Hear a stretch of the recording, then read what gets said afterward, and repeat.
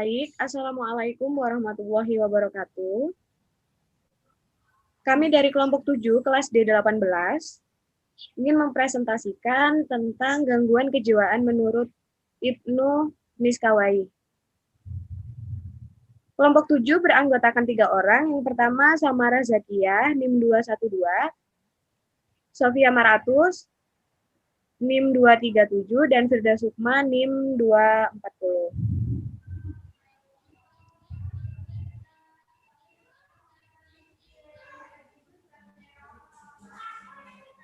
Biografi Ibnu Miskawai. Ibnu Miskawai yang bernama asli Abu Ali Ahmad Ibnu Muhammad bin Ya'qub lahir di desa Rai, wilayah Iran. Beliau dilahirkan sekitar tahun 330 Hijriah atau beberapa tahun sebelumnya dan wafat di Isfahan pada 9 Safar 421 Hijriah atau 16 Februari 1030 Masehi. Beliau dijuluki Al-Kazim atau Sang Penyayang karena beliau penyimpan buku-buku milik Khalifah Al-Malik Ad-Daulah bin Buai yang berkuasa dari tahun 367 hingga Hijriah. Perkembangan ilmu Ibnu Miskawai diperoleh dengan jalan banyak membaca buku, terutama di saat memperoleh kepercayaan menguasai perpustakaan Ibnu Al-Amid, Mantri Rukun Al-Daulah, yang akhirnya memperoleh kepercayaan sebagai bendaharawan Adud Al-Daulah. Seorang filsuf yang mempelajari filsafat, yang dipelajari terlebih dahulu ialah akhlak dan ilmu jiwa, dan yang ia pelajari selalu mencerminkan bagaimana dirinya. Pada bukunya yang berjudul Tahzib al-Akhlaq, menjelaskan masalah jiwa, penyakit jiwa, dan cara mengobatinya.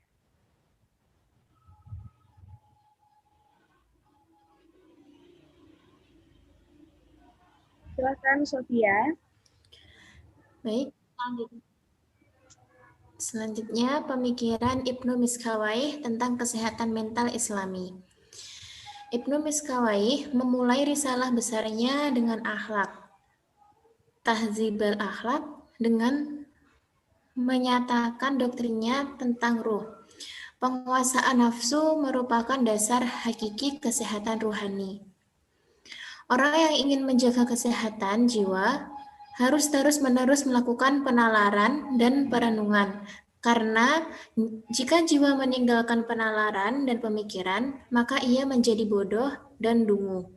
Kehilangan materi semua kebaikan dan terlepas dari potret kebaikan, serta kembali ke tingkat hewan. Menurut Ibnu Miskawai, jenis-jenis penyakit jiwa yang dominan di antara manusia adalah lawan dari 4 hal, yaitu keberanian, kearifan, kehormatan diri, dan keadilan.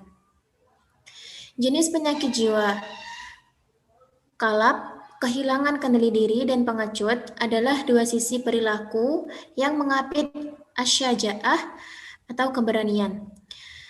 Yang kedua, rakus dan pasif adalah dua sisi perilaku yang mengapit al-ifah atau kehormatan diri. Yang ketiga, kehormatan dan kedunguan adalah dua sisi yang mengapit al-hikmah atau kearifan. Yang keempat, zolim dan terzolimi adalah dua sisi yang mengapit al-adalah atau keadilan. Next.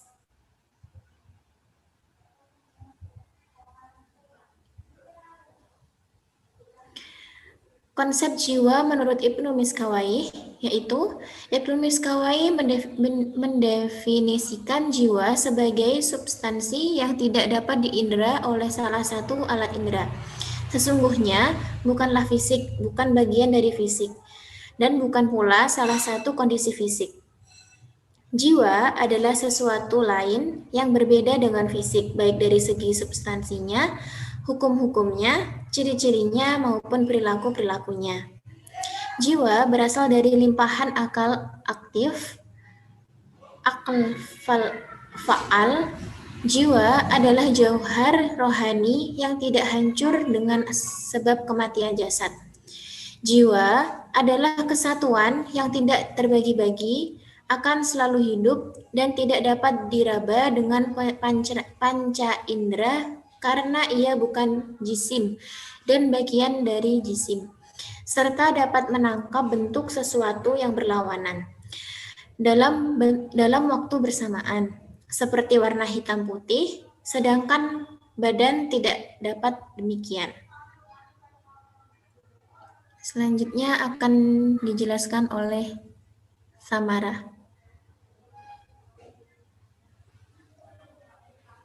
Jiwa manusia mempunyai 3 kekuatan yang bertingkat-tingkat, yaitu al-nafs, yang al-nafs bahimiyah atau nafsu kebinatangan, yang berarti buruk, kemudian al-nafs al-sabuiyah, nafsu atau nafsu binatang buas yang berarti sedang, dan yang terakhir al-nafs al-natiqah, ya atau jiwa yang cerdas yang berarti baik. Yang pertama, daya rasional atau jiwa rasional, yaitu jiwa menjadi dasar berpikir, membedakan dan menalar hakikat segala sesuatu, pusat ada di otak. Yang kedua, daya emosi atau jiwa emosi, Ibnu Miskawai menyebutnya dengan an-nafs as-sabuiyah atau jiwa buas tadi. Jiwa inilah yang menjadi dasar kemarahan, tantangan, keinginan berkuasa, dan berbagai kesempurnaan. Pusat dari daya ini adalah di dalam hati. Dan yang terakhir, daya syahwat atau nafsu syahwat.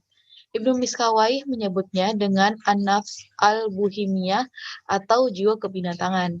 Jiwa inilah yang menjadi syahwat, usaha mencari makan, kerinduan untuk menikmati makanan, minuman dan perkawinan, serta berbagai kenikmatan indrawi lainnya.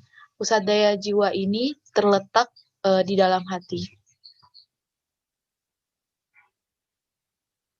Selanjutnya,